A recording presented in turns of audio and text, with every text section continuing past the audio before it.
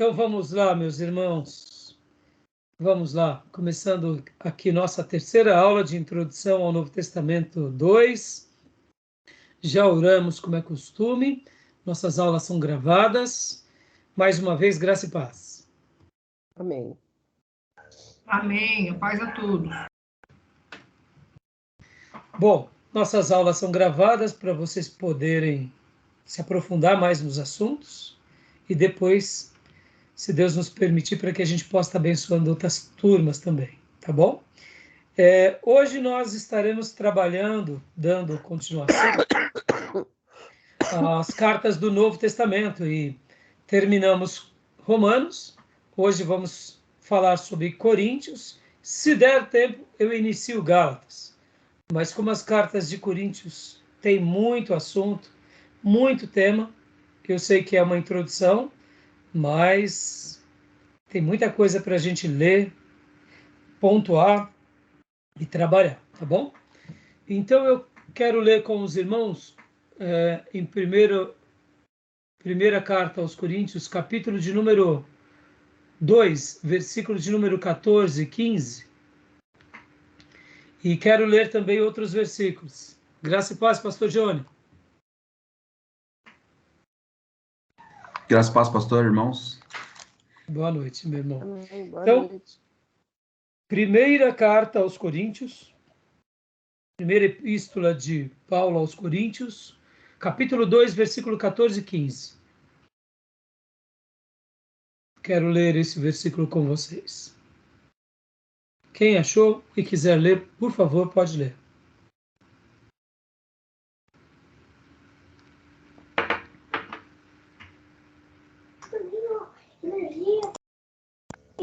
Pastor, 1 Coríntios. Desculpa, acho que a 2, Isa vai ler, né? 14 e 15. Primeira carta aos Coríntios, capítulo 2, versículo 14 e 15. Quem não tem o Espírito não aceita as coisas que vêm do Espírito de Deus, pois lhes são loucura e não é capaz de entendê-las, porque elas são discernidas espiritualmente. Mas quem é espiritual discerne todas as coisas, e ele mesmo por ninguém é discernido. Pode ler o 16? Pode ler. Quem conheceu a mente do Senhor Pois quem conheceu a mente do Senhor para que possa instruí-lo? Nós, porém, temos a mente de Cristo. Amém. Tudo que vem de Deus só se compreende pelo poder do Espírito Santo de Deus na nossa vida. Eu sei que tem coisas que vêm de Deus que são, eu diria, lições mais simples, como, por exemplo, praticar o bem e viver a bondade, desejar a bondade para o próximo, plantar bondade. Então, qualquer pessoa entende isso. Mas quando o apóstolo Paulo está falando aqui, e ele está trabalhando sobre esse tema, é porque essa era uma igreja muito problemática e que eles viviam apenas no horizontal. Eles não tinham uma perspectiva vertical. Então, é normal que quando nós temos essa visão apenas horizontal, ou seja, eu vejo a vida da forma com que ela se apresenta. Eu vejo as circunstâncias, os acontecimentos, tudo na perspectiva humana. Mas Paulo está dizendo o seguinte para essa igreja: olha, existe um entendimento que está acima de nós. Se não for pelo auxílio divino, nós não compreenderemos. E quem será que nos dará sabedoria e entendimento para entender essas coisas? É o Espírito Santo. Ponto final. Eu gosto muito de usar a seguinte ilustração. Quando uma pessoa tem problema de visão, seja qual for, um problema sério, e essa pessoa passa por um tratamento, ou seja, uma cirurgia, ou mesmo ele tem condições de colocar ali uma lente ou um óculos, e de repente aquela pessoa passa a enxergar, é algo maravilhoso para essa pessoa. Por quê? Porque ela não via e agora vê. É quase um milagre. É quase um milagre. Você ser desprovido de uma capacidade, de repente, por um auxílio externo, ou quem sabe por um auxílio médico, ou uma cirurgia, você volta a enxergar. Eu ouso e afirmo e digo, sem medo de errar, as coisas de Deus só se compreende com os olhos de Deus. E eu gosto de usar a figura de linguagem dos óculos sagrados. Nós precisamos de óculos sagrados. Quando temos os óculos sagrados, começamos a enxergar coisas que não víamos, perceber coisas que não percebíamos. E pode ver que Paulo deixa bem claro aqui, que quem não tem o Espírito Santo não aceita as coisas que vêm do Espírito de Deus, porque lhes são loucura e não são capazes de entendê-las, porque elas são discernidas espiritualmente. Mas quem é espiritual discerne todas as coisas, e ele mesmo por ninguém é discernido. Com os óculos divinos, você vê o que você não via, você compreende o que não compreendia, entende. Ao mesmo tempo, quem não tem, não sabe te discernir. Então, meus irmãos, essa carta é uma carta de um homem espiritual para uma igreja que vivia nas fraldas, tomando leite, ou quem sabe vivia na carnalidade. Eram poucos os irmãos de Corinto que tinham uma perspectiva espirituosa, amável. A grande maioria eram tribais, facciosos, pequenos, ou aqueles que tinham crescido um pouco, em virtude de viverem no meio de tantos infantis, acabavam retrocedendo também. Mas Paulo, como um grande homem de Deus, insiste, persiste, ora, trabalha e Deus honra o fruto do trabalho desse querido pastor. Essa é a história da nossa vida, porque tem vezes que nós vamos semear num campo e vamos colher muito, e tem vezes que vamos semear em outro campo e vai ser difícil colher alguma coisa. Mas compete a nós fazer o que Paulo fez, e compete a nós jamais tirar esses óculos sagrados. Tá bom, meus irmãos? Amém? Podem ver que Paulo aqui também, ele vai falar bastante no capítulo 1 e no próprio capítulo 2 sobre a mensagem dele. Vamos ler o 1:23? Um irmão, irmã, pode ler para nós o 1:23, por gentileza?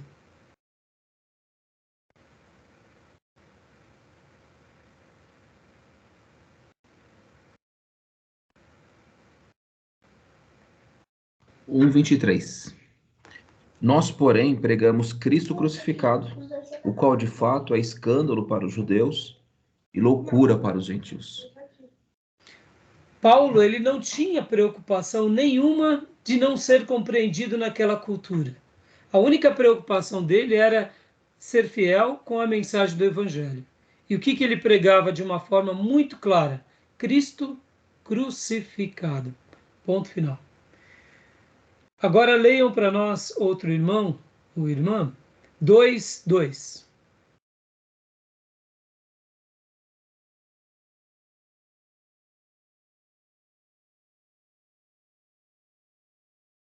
Dois.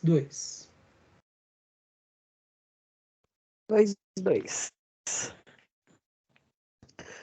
Porque decidi nada saber entre vós, senão a Jesus Cristo, e este crucificado. Olha só, É Paulo isso? está dizendo o seguinte: eu sou fariseu de fariseus, da tribo de Benjamim, participei do Sinédrio, tive uma formação judaica brilhante, mas eu escolhi não saber nada. Eu sou ensinado na faculdade de Tarso, domino a filosofia, mas eu estou entre vocês e decidi não saber nada, a não ser Jesus Cristo e este crucificado. Que interessante, né, irmãos? Um homem tão sábio, tão estudado, mas com uma mensagem tão objetiva do que de fato importava. Lembrando que ele ia parava numa sinagoga, pregava aos judeus da sinagoga e logo na sequência pregava para o povo. E aqui nós estamos falando, irmãos, de uma cidade que era importante, influente, poderosa, mas que não tinham muitos judeus. Que a grande maioria dos habitantes eram cidadãos romanos, gregos e de outras nações. E ele não estava preocupado em falar a linguagem daquele povo. A preocupação dele era ser fiel com a mensagem dele. E o último versículo, 2:9. Leia para nós, Júlio, o 9 e o 10.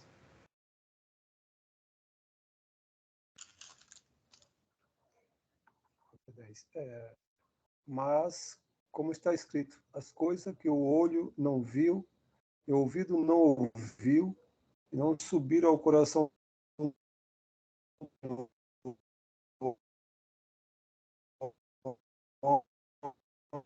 Está travando, Júnior, está travando bastante. Travou muito, Júnior. Não deu para entender, só a primeira frase. Já, quando voltar ao seu sinal, a gente continua. Lê para nós então, pastor Johnny, por favor. Travou a chamada. Todavia, como está escrito, olho nenhum viu, ouvido nenhum ouviu, mente nenhuma imaginou o que Deus preparou para aqueles que o amam. Mas Deus o revelou a nós por meio do Espírito. O Espírito sonda todas as coisas, até mesmo as coisas mais profundas de Deus. Aleluia. Ou seja, Paulo, irmãos, ele não está preocupado de dar ao povo de Corinto uma mensagem palatável. Ele fala coisas que possivelmente muitos deles não entendiam, e nem por isso ele deixava de proclamar. Tá bom?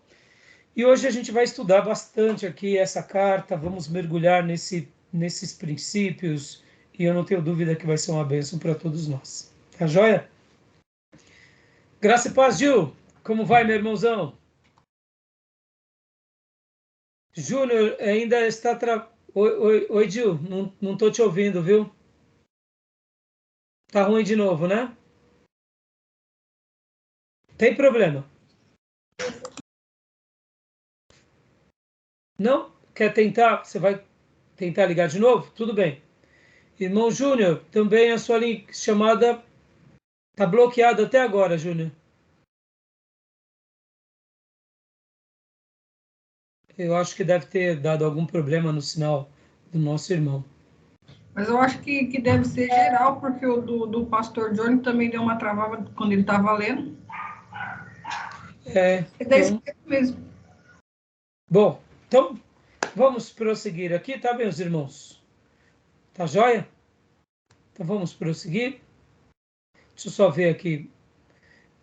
Então eu vou compartilhar com vocês aqui o material de hoje, tá bom? Vamos lá.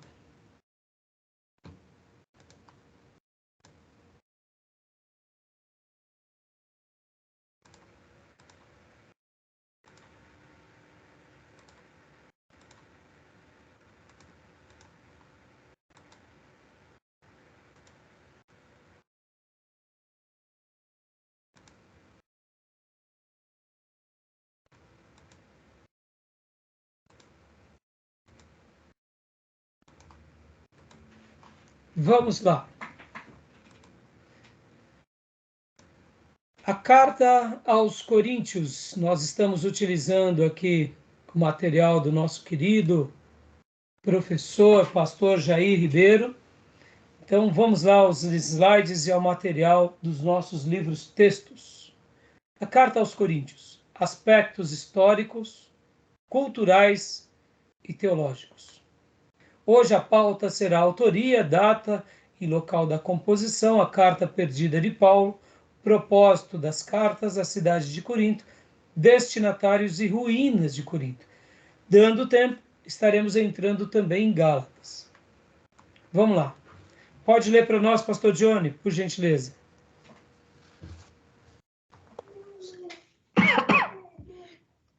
Vamos lá. Autoria. Autor principal, Paulo. declarada em 1 Coríntios 1:1 e 2 Coríntios 1:1. A autoria de Paulo raramente é contestada em 4 cartas, Romanos, Gálatas e as 2 aos Coríntios, devido à semelhança de estilo. Coautores, Sóstenes, 1 Coríntios, e Timóteo, 2 Coríntios. Atos 18:17, menção a Sóstenes, que por dedução supõe-se que acompanhou Paulo de Corinto até... Pastor, tem uma tarja aí, retangular. Ah, é? Pera aí, então. Vamos lá, vamos ver se eu consigo tirar.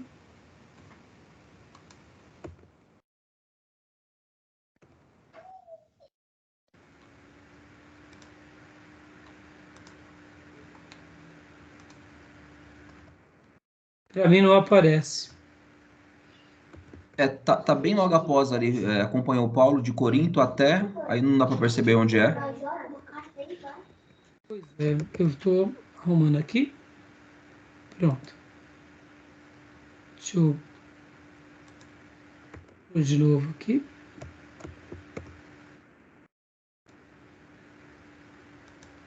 Vê se agora saiu. Saiu ou não? Não, continua aparecendo para mim.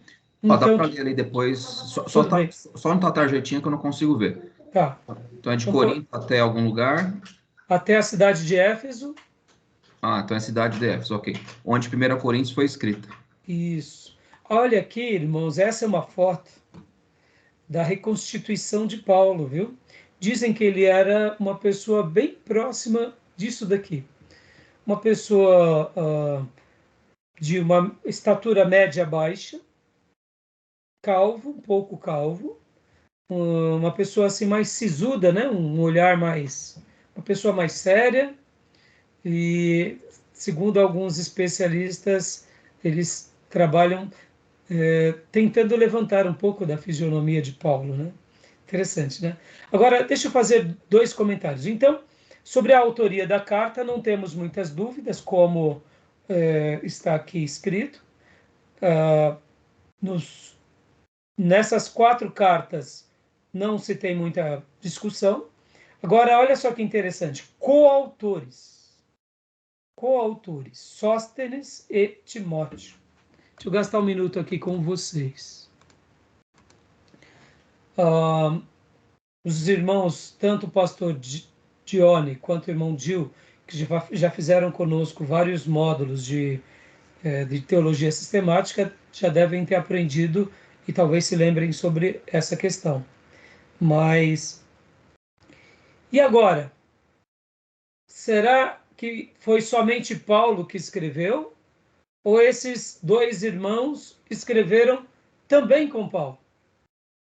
O que você acha, Maísa e irmã Cleusa? Acho que eles escreveram também com Paulo. Então, eles também podem estar dentro das listas dos escritores bíblicos? Já não sei se eu acho que eles escreveram junto. É?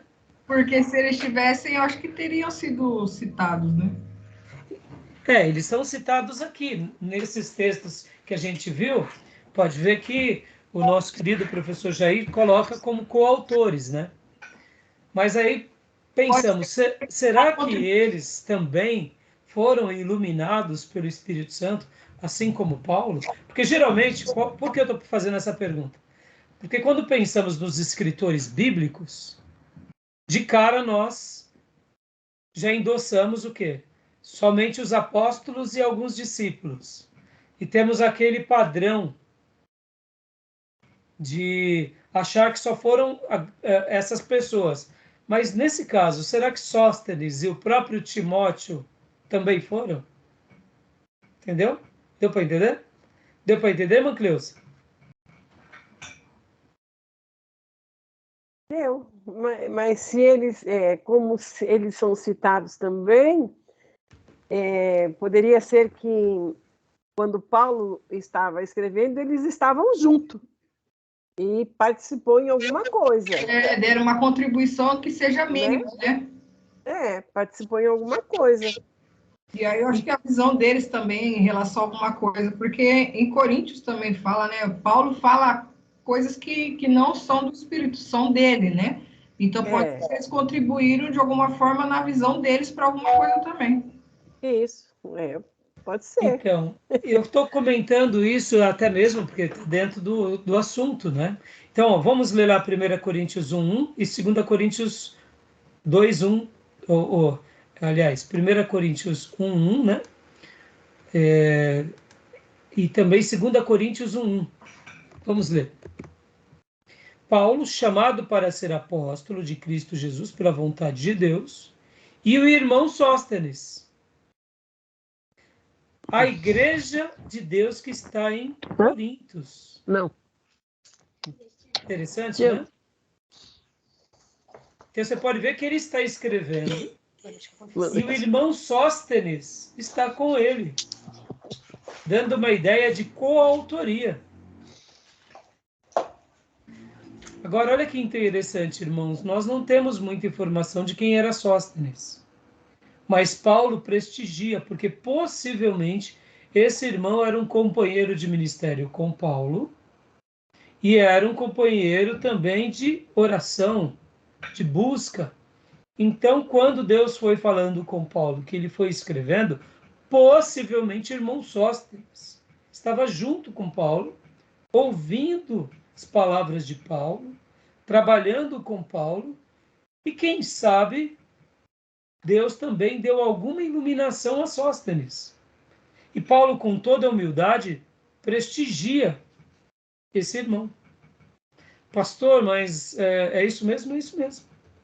Fiz a pergunta porque quando falamos que é a carta de Paulo aos Coríntios, sim, porque ele é o líder, mas tinha alguém do lado dele também contribuindo de uma forma direta ou indireta pelo poder do Espírito para que essa carta chegasse a ser feita. Isso é fantástico. E em 2 Coríntios 1 também, a gente vai ver algo bem semelhante. Paulo, apóstolo de Cristo Jesus pela vontade de Deus, e o irmão Timóteo, a igreja de Deus que está em Corinto.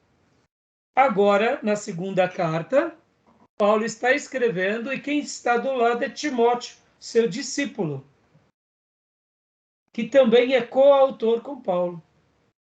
Então, essa coautoria vai acontecer somente aqui? Não, não vai não. Tem mais. A gente vai ver Paulo e Silvano também.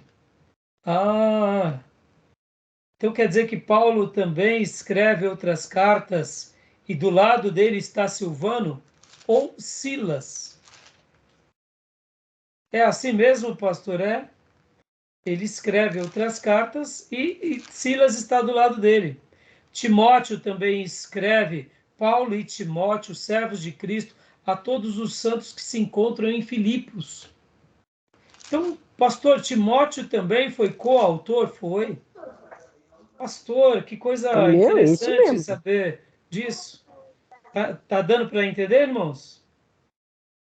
Colossenses também é Paulo e Timóteo. E Tessalonicenses, Paulo, Silvano e Timóteo.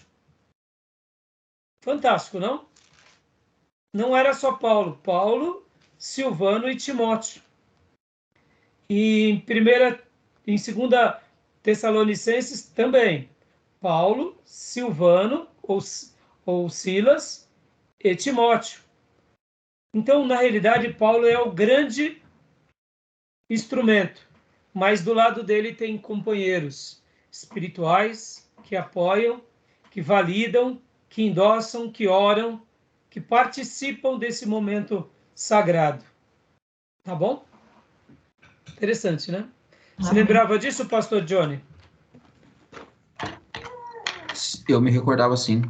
Inclusive, eu não lembro se a gente chegou a falar isso em uma das nossas aulas, mas ainda em 1 Coríntios 16, no verso 21, Paulo faz uma citação, né, sobre as suas saudações finais, e ele diz, né, eu, Paulo, escrevi essa saudação de próprio punho. Há uma outra situação aqui também, né, me parece, e aí me corrija se eu estiver errado, que além dele escrever, o próprio irmão Sóstenes também talvez tenha escrito, ainda sendo ditado por Paulo? Alguns amanuenses a gente vai ter, como foi no caso da carta aos Romanos. Lembra, lá nós tínhamos o amanuense. Agora, nesse caso, eu não me recordo agora quem era o amanuense, mas pode ser que sim. Pode ser que seja o Sóstenes. Quando Paulo fala que fez a saudação de próprio punho, ele está até dando aqui o prestígio, dizendo, olha, quem escreveu foi outro, eu não.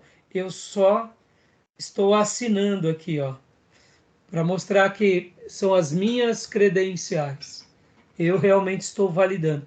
Sabe, irmãos, hoje em dia, né, tudo tão tecnológico, tudo tão diferente, mas até um tempo atrás, quando pegávamos um caderno, ou um livro, ou uma carta antiga, e nós falávamos, essa daqui é a letra do meu pai.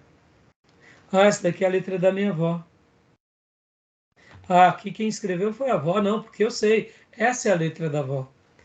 Porque no ato de escrever nós deixamos nós imprimimos parte daquilo que somos. Então Paulo aqui, ele estava deixando parte dele, assinando.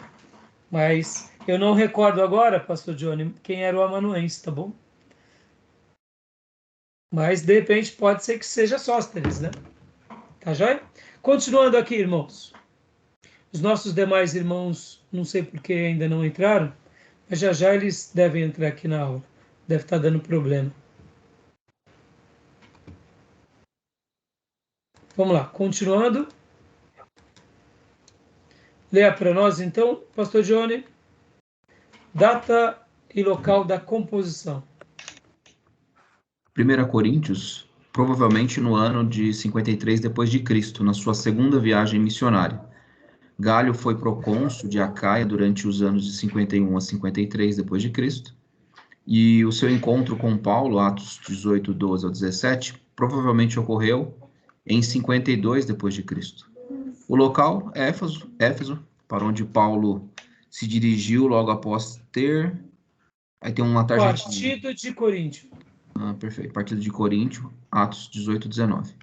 E a segunda epístola, provavelmente escrita no ano 54 e 55 depois de Cristo. Local Macedônia, com base no... Aí a tarjeta... No trecho de 2 Coríntios 7, 5 e 6. Então, as datas prováveis são ano de número 53 ou para a primeira carta, 54, 55 para a segunda carta. A primeira carta em Éfeso e a segunda carta na Macedônia. Tudo bem até aí, meus irmãos? Tranquilo? Tranquilo. Jóia. Aqui é um ponto bem legal. Esse é um ponto muito interessante. Esse ponto aqui vale a pena a gente gastar mais um minuto aqui. Irmão Júnior, que tinha caído sua linha, né? Mas agora tá perfeito. O Dil também caiu a linha dele. Ô, minha irmã, tem uma boneca aí, né? Tem uma boneca. Então vamos lá. Vamos lá, vamos continuar aqui. Vamos lá.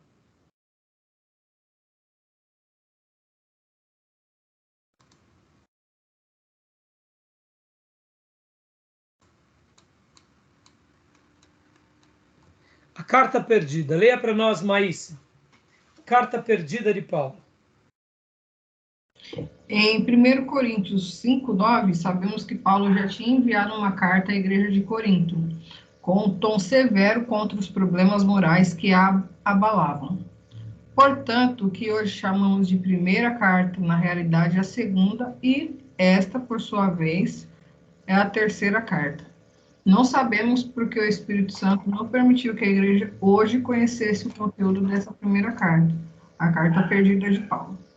Em 2 Coríntios 7:8, temos a menção a uma, aí tem a tarja. A uma outra carta. Provavelmente também tem a tarja aí, carta de 1 Coríntios. que seja referência a uma referência à carta de 1 Coríntios. Bom, vamos lá. Isso daqui é muito legal, irmãos. Olha só. Deixa eu gastar um tempo aqui com vocês. Como tudo, né? Não se tem tempo na igreja para ficarmos explicando detalhes. Até porque existem certas explicações que são mais de cunho teológico e para debates como a gente vai estar fazendo aqui. Mas, lendo aqui esse texto, 1 Coríntios 5:9, vamos ler juntos?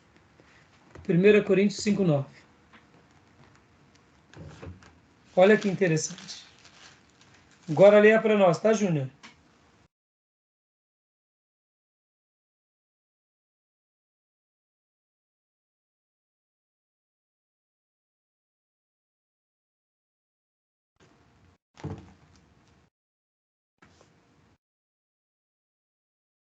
Pode ler, Júnior. 1 Coríntios 5:9.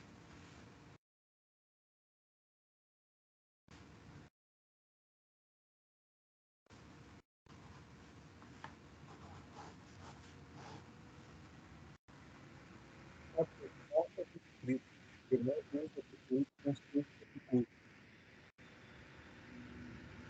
Joia. Os irmãos conseguiram entender? Não? Não sai som.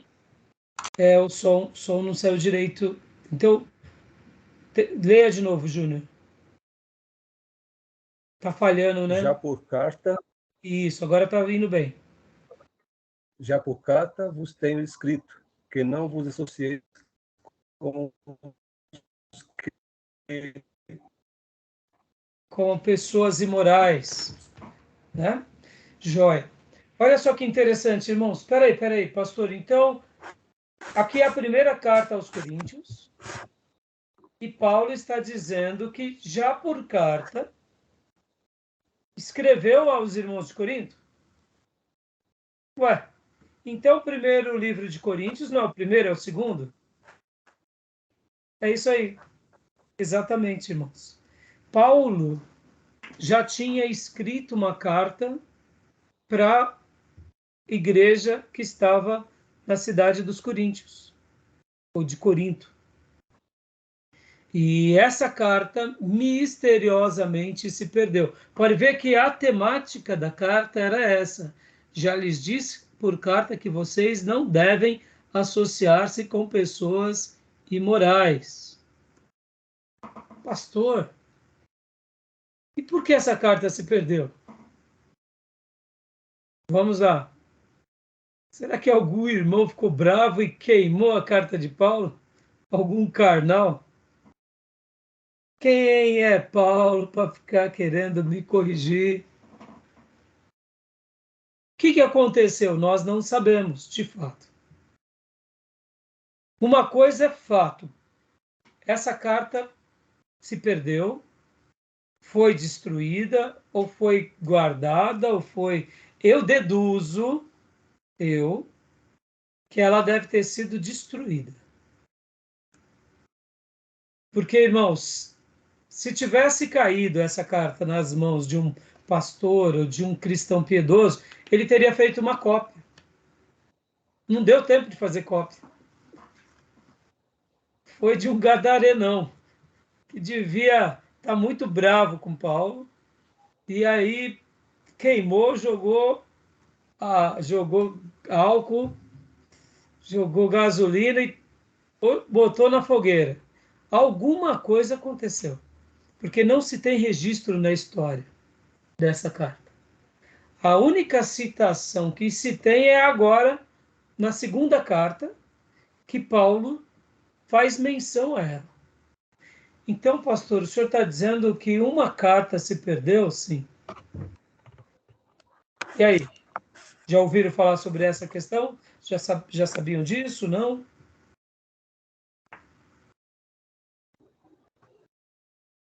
eu já. Também. Não, pela minha tradução até tinha aqui a possibilidade de ser outra pessoa que tinha escrito para eles, né? Mas a do pastor, do irmão Júnior, deixou claro que foi Paulo que escreveu, né? Então, como que está na sua versão? Já, não, já eu que li errado mesmo. Eu entendi, já foi dito, já lhes disse por carta que vocês não devem associar-se com pessoas imorais. Eu li errado. Ah, tá. Então, irmãos, Esse, pode falar, Júnior? esse texto aí está associado com Coríntios 5, 1 e 2, porque ele fala também que há entre vós a fornicação tal qual nem ainda entre os gentios, nem ainda entre os gentios, como é haver quem abuse da mulher de seu pai. Aí está falando Sim, no versículo 2 também. Então, parece que exatamente. a carta foi direcionada a problemas internos de Coríntios, né? Sim, e aqui, irmãos, deixa eu até fazer uma menção, né? Eu estou fazendo esse comentário porque para vocês entenderem que quando alguma coisa foge do controle de Deus, naquilo que para nós é um descontrole, não é um descontrole. Essa carta ela teve um efeito para algumas pessoas. Porque se essa carta fosse da vontade de Deus que chegasse para nós hoje, Deus teria preservado. Amém? Pastor, mas aonde o senhor afirma essa tese? É bem simples a tese. Você vai ver que em toda a Bíblia, muitos opositores do Éden até o último dia em que houver um habitante nesse planeta, a própria preservação da palavra de Deus, Deus preserva no coração dos homens usando os meios que Ele quer. E a gente sempre vai saber de uma fúria tentando impedir a palavra de Deus para conosco, mas quando Deus quer perpetuar aquela palavra, irmãos, vem reino, vem impérios, estabelece, acontecem muitas coisas entre nós e a palavra de Deus ela continua sendo de uma forma ou de outra proclamada, ensinada e guardada. O grande exemplo para isso e para essa tese que eu estou acabando de dizer é o profeta Jeremias, que escreve, profetiza Judá, e quando ele entrega a profecia aos líderes de Judá, em especial ao rei, um dos reis de Judá, pega as cartas do profeta Jeremias e joga aonde? Joga no fogo. E queima, literalmente. Vem Deus e usa de novo o profeta dizendo, escreve de novo. Ele vai lá e escreve de novo. Então eu quero acreditar que Paulo, quando ele faz essa carta, o propósito de Deus foi cumprido com aquela igreja, com aquelas pessoas. Estão entendendo? No entanto, se Deus não permitiu com que houvesse essa perpetuação, é porque foi do agrado de Deus que fosse uma revelação dirigida àquelas pessoas. Tá bom? Tudo bem? Se um dia, por acaso, alguém descobrir, aí a gente vai discutir sobre essa questão. Eu acho muito difícil, porque se em 2000 anos até hoje não se descobriram, eu acho que seria muito mais fácil alguém estar plagiando ser um texto de Paulo, maquiando. Tá bom? Tudo bem até aí? Tranquilo? Sim. Essas coisas, para nós, irmãos, elas servem para a gente aprender que quando Deus tem algo que Ele quer imprimir aquela verdade em muitas gerações, Ele dá um jeito de conservar aquilo. Tá bom? Agora, o que mais importa foi o que o versículo 9 disse, que não se associem com pessoas imorais. Então, essa é a síntese da carta. E, como o Júnior mencionou, a igreja dos nossos irmãos em Corinto eram tão fracos na questão da moralidade que até mesmo eles celebravam com certo orgulho e jactância O quê? Que tinha lá um rapaz que deitava-se com a sua própria madrasta. Ou seja, olha que coisa diabólica. Eles viam isso como vamos dizer assim, como um ato varonil. Olha lá, fulano consegue deitar-se com a mulher do seu pai, a madrasta aqui. E eles ficavam tranquilos, como se isso fosse um troféu.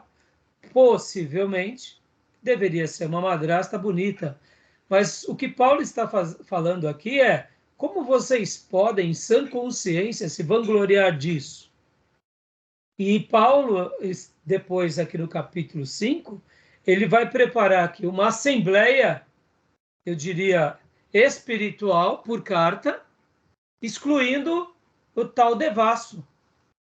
Ele escreve a carta, já dando todas as recomendações, a carta chega, ou seja, é uma assembleia que não tem a hora de começar, porque foi o momento da escrita de Paulo, e só vai acabar quando, de fato, o irmão fosse excluído da congregação.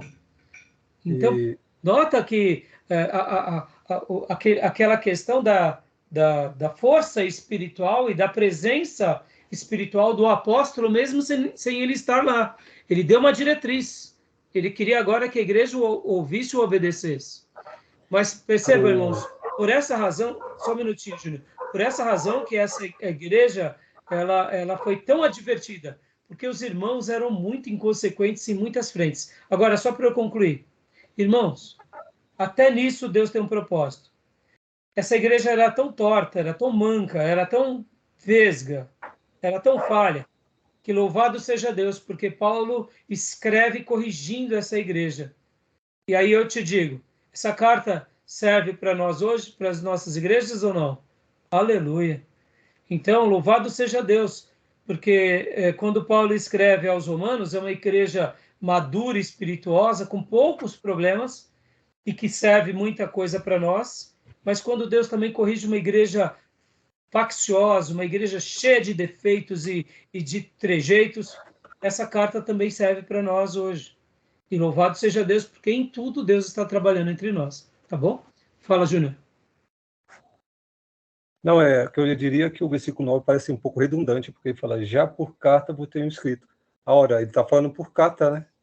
Essa é uma própria carta. Está correspondendo por carta. Isso que eu achei meio estranho, né? Porque já por carta vos tenho escrito. Ora, essa carta, 1 Coríntios, que nós estamos lendo, é uma carta. Sim, mas você vê, né, Júnior? Aí, ó, agora deixa eu te traduzir a mente de um pastor. Eu já não te disse isso, meu irmão? Eu já não te preguei isso? Já não fiz uma visita na tua casa? Já não te dei as diretrizes? Porque você está no mesmo caminho. É mais ou menos isso a comunidade, né? Paulo está de novo mostrando, gente, acordem. O que vocês estão fazendo? Já não falei, já não ensinei, já não preguei, já não disse. É a redundância, né? É a redundância daquele que ama, né? Mas não deixa de ser redundante. É a ênfase. Né? É o pai que fala para o menino, menino, já te disse 1000 vezes. Na realidade aqui, né, sem o discurso da hipérbole, 1000 foi pouco, deve ter dito já mais de 10.000. Não é assim? Então, vamos lá. Continuando aqui, meus irmãos. E detalhe, hein? Olha só que interessante. Agora vamos ler 2 Coríntios 7:8. 2 Coríntios 7:8. 2 Coríntios. Pode ler para nós, Júnior. 2 Coríntios? 7:8. Isso. Tá ouvindo aí? Aqui sim, sim, estamos ouvindo. Às vezes cai o sinal aqui, na faixa de Gaza. Porquanto, ainda que vos contristei com a minha carta, não me arrependo, embora já me tivesse arrependido por ver que aquela carta vos contristou, ainda que por pouco tempo. Joia. Aqui, alguns estudiosos vão fazer menção que Paulo poderia também ter escrito mais uma outra carta, que nós também não temos o conhecimento. Ou poderia estar citando sobre essa outra primeira carta. Entendeu? Então, assim, alguns estudiosos, irmãos, vão chegar a dizer que talvez Paulo tenha escrito até 4 cartas para a igreja dos corintianos. Estão entendendo, meu irmão? Os corintianos sempre vão dar trabalho na história, viu, meu irmão? Tá bom? Sempre, viu? Sempre. Sempre eles. Sempre eles. Sempre. Então, são detalhes assim que, se nós não estivermos atentos ou estudando o livro, nós não percebemos. Nós não percebemos. Tá bom? Beleza? Gil, conseguiu, né? Tá nos ouvindo bem, Gil? Sim, pastor, estou ouvindo bem. Não sei se vocês estão me ouvindo.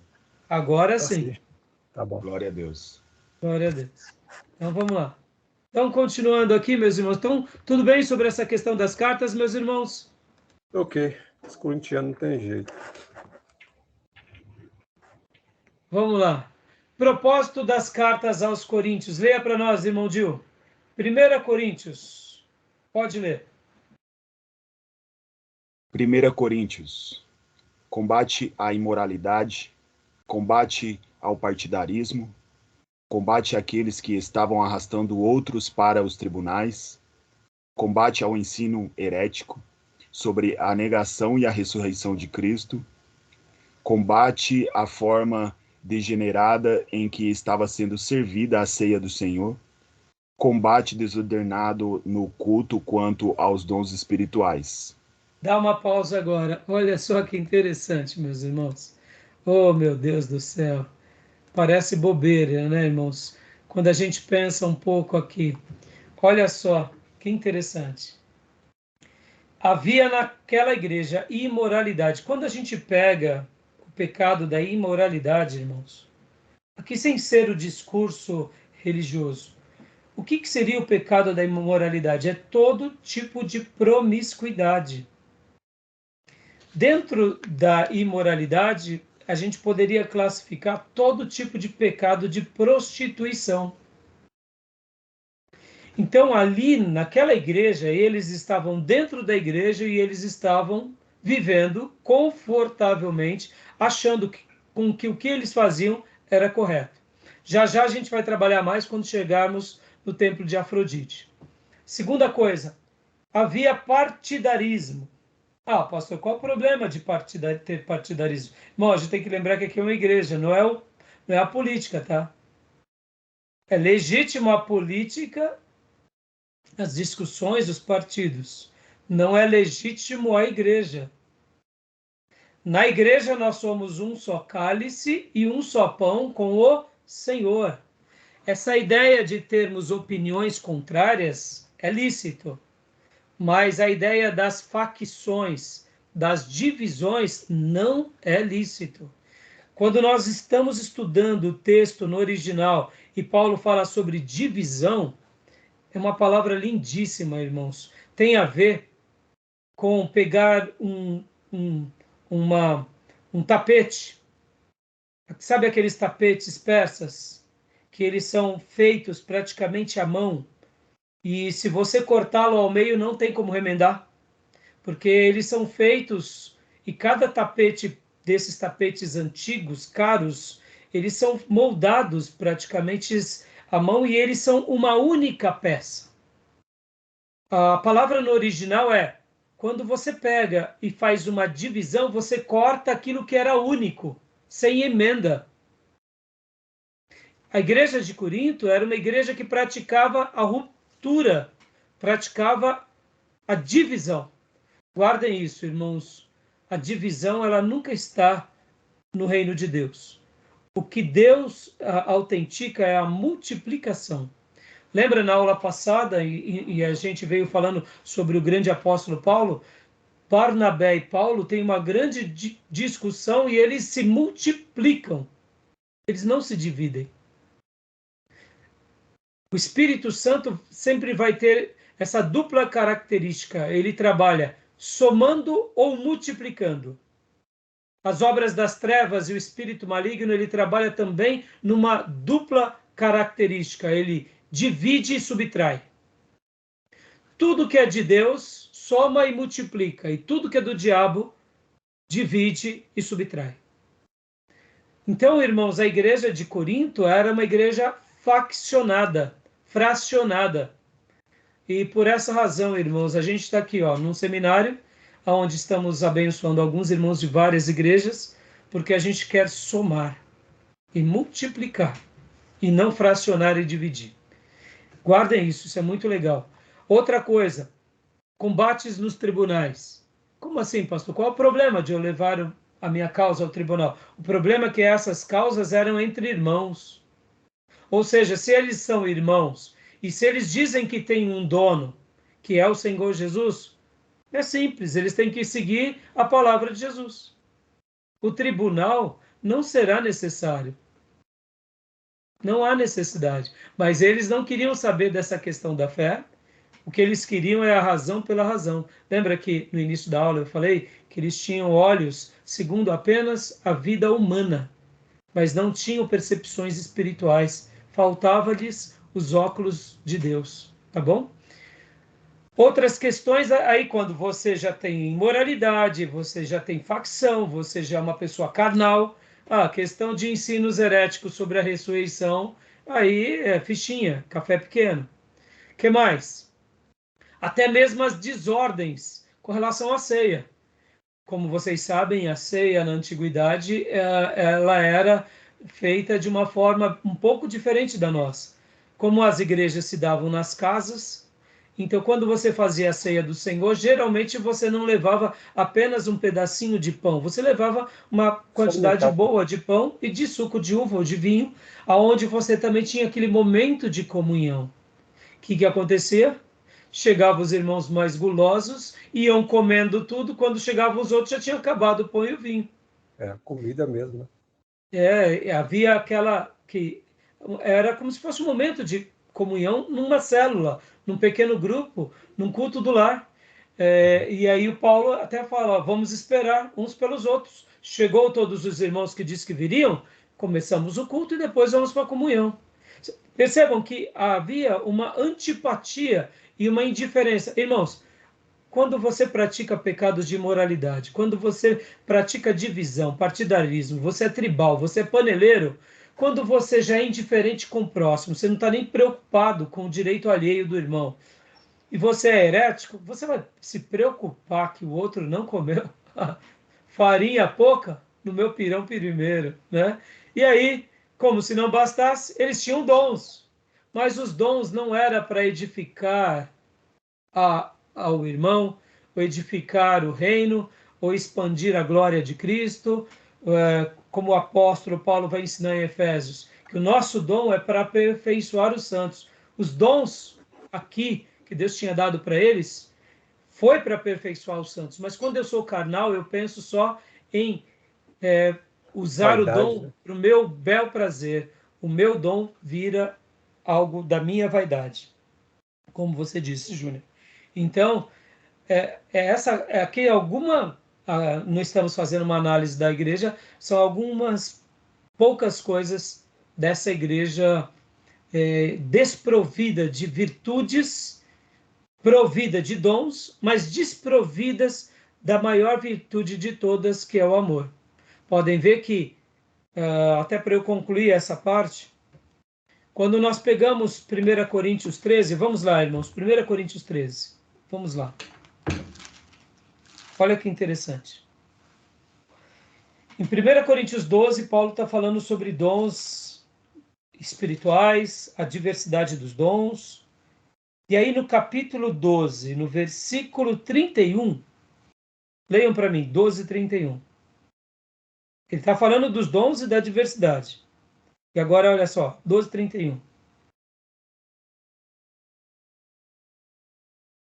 Cortou aqui para mim, o senhor falou 1 Coríntios 12? 12, 31. 12, 31. Paulo está falando sobre os dons, está falando sobre a diversidade dos dons, e aí agora ele vai concluir esse assunto e vai entrar em um outro assunto. Leia para nós. Entretanto, busquem com dedicação os melhores dons, Passo agora a mostrar-lhes um caminho ainda mais excelente. Olha só, Paulo não vai chamar de dom, mas ele vai chamar do quê? De caminho excelente, que é a estrada pela qual desenvolvemos os nossos dons. E aí é onde nasce 1 Coríntios 13. Olha que interessante. 1 Coríntios 13 não nasce num culto de casamento. Não é Cantares de Salomão aqui. Não é a declaração de amor entre um homem e uma mulher. 1 Coríntios 13 nasce na união entre os dons espirituais, a diversidade dos dons, e depois, no capítulo 14, a continuidade da explicação sobre os dons e da prática dos dons. Ou seja, 1 Coríntios 13 nasce no contexto onde o próprio Deus está querendo dizer, meus irmãos, se vocês trabalham na igreja, mas se falta essa essência, faltou tudo. Não tem sentido mais nada. E se não tem sentido o dom de Deus, não tem sentido a igreja. E se não tem sentido a igreja, o que vocês estão fazendo aqui? Então, 1 Coríntios 13 tem a ver com o quê? Tem a ver não com a relação de um homem e de uma mulher, mas tem a ver com a execução dos nossos dons e talentos na obra de Deus e no ministério do Senhor. Tá bom, meus irmãos? Ficou claro? Uhum. Fantástico essa ideia, não? O amor. Porque quando a gente pega... Porque nós gostamos de ler esse texto sempre aonde? Nos cultos de casamento. Aí nós lemos, pensamos, falamos, né? Vira poesia, vira canção. Mas 1 Coríntios 13 tem tudo a ver, sabe com o quê, meus irmãos? Com o nosso trabalho na igreja, que começa na nossa família e se expande por meio da sociedade. Quando eu falo família, estou falando família e igreja. Que a igreja começa em casa. Porque se eu amo os irmãos que estão lá na igreja e não amo minha família, é porque eu não entendi o que é a igreja. A igreja começa em casa. O primeiro anel da igreja é a nossa casa. Depois é a nossa igreja local. E depois é a nossa família e sociedade. E vai crescendo esse anel. 1 Coríntios 13 começa aqui, em casa. Aqueles que são o nosso próximo. Depois, a nossa igreja local, juntamente com os nossos parentes e amigos. E depois com a sociedade. Ora, é a essência dos dons. É no exercício dos dons. Tá joia, meus irmãos? Beleza? Algum comentário? Pai, olha. Paulo dizia que eles tinham muito dons, mas o amor estava deixando no segundo plano. O amor na hierarquia é o maior. E eles viviam tanto na efervescência de língua. Então, é que é uma igreja dividida, né? Culta a personalidade. Eu sou de Paulo, eu sou de Pedro, eu sou de... E não tinha amor. Tenta falar profecia, língua, e não amar, não ser tolerante, não ajudar, não ser comunitário. Então, o amor ficou lá embaixo. E essas coisas colocaram, deram relevância a tudo isso, e o amor deu menos importância. Eu aprendi com o pastor Bill Hybel uma frase que eu jamais me esqueci. Que o que causa impacto na igreja, o que causa impacto na nossa vida é o amor. Nosso dom pode ser especial, mas se eu não tiver amor, eu não causo impacto. O que gera impacto poderoso entre as pessoas não é, muitas vezes, nem o nosso dom, mas é o jeito em que amamos. E é o jeito em que, por meio do nosso dom, exercemos esse amor. É isso que vai causar impacto nas pessoas. Isso é muito forte, tá, meus irmãos? Se a gente perder isso de vista, a gente perdeu o principal, tá bom? Exato. Tá bom? Então vamos lá.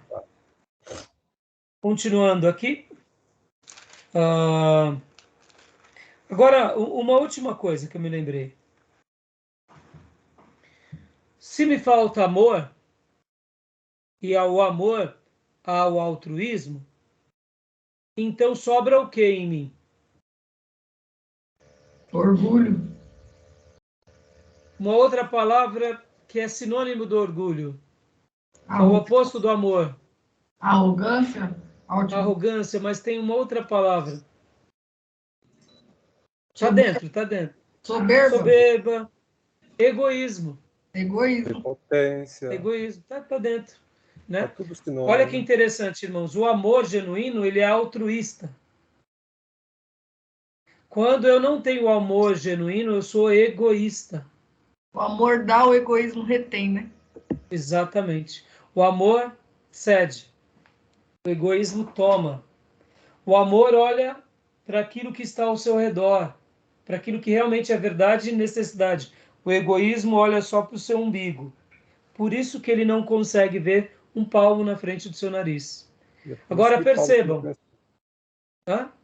isso que Paulo chama atenção, porque especificamente na igreja de Corinto, até na ceia falava, cada um era individualista. Eu penso em mim, não estou nem aí para o outro. Exatamente. Agora olha que interessante.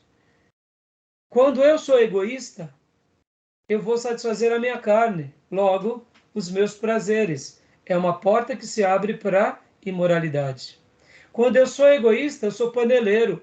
É os meus, para mim, para nós. O outro, problema do outro. Quando eu sou egoísta, eu quero o meu direito, eu tenho o meu direito. Quando eu sou egoísta, eu vou defender as minhas opiniões, os meus pontos de vista. O que eu faço para o meu bel prazer e não para a glória de Deus. Então guardem isso, irmãos. Todo gesto de egoísmo é uma declaração impotencial daquilo que nos falta, que é o amor. E todo gesto de amor, toda manifestação de amor, é a prova de que a gente não está seguindo no caminho do egoísmo. É a prova que a gente foi liberto do egoísmo. E por isso que eu disse, e queria repetir novamente, a frase que eu aprendi com o pastor Bill Hybel, que o amor, ele causa impacto. Ele causa impacto. E João, capítulo 13, versículo 34, diz: um novo mandamento lhes dou. Amem-se uns aos outros como eu os amei. Vocês devem amar uns aos outros. Com isso, todos saberão que vocês são meus discípulos, se vocês se amarem uns aos outros. A maior mensagem que nós deixamos na nossa igreja local não é a erudição pelo qual pregamos, nem o conhecimento que transmitimos, mas é viver o amor de Cristo extravagantemente. Quando nós fazemos isso, as pessoas notam que há alguma coisa diferente. E é essa coisa diferente que causará impacto na vida dos outros. Não é a nossa erudição, não são os nossos conhecimentos, não são as nossas virtudes, nem os nossos dons, nem o nosso poder. Mas vai ser essa prática, como o próprio apóstolo diz, quando nós nos amamos, e aqui é um amor comunitário, muitos saberão que vocês são meus discípulos, se vocês me amarem uns aos outros. Tá bom, meus irmãos? Beleza? 1 Coríntios é um soco no queixo daquela igreja e é um soco no queixo nosso, para autoavaliação, né? Tá bom? E agora, alguma dúvida até aí? Para a gente pontuar agora 2 Coríntios? Não, Tranquilo? essa reflexão foi ótima, pastor, maravilhosa. E se o senhor fizer um recorte, faz dele, que a gente tem que repassar. Podem dar sugestões, irmãos, porque tem vezes que a aula está preparada, mas algumas coisas acontecem e a gente agradece pelas dicas, viu? Tá bom? Faz um recorte desse aí que a gente repassa, porque a gente precisa lembrar Amém. disso e lembrar os irmãos disso aí também. É o nosso, vamos dizer assim, né, Maísa? É aquilo que a gente precisa ser recordado, né?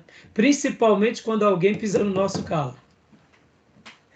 Aí a gente tem que olhar e falar, Deus me ajuda a amar. Aí a gente revela o que tem dentro, né, pastor?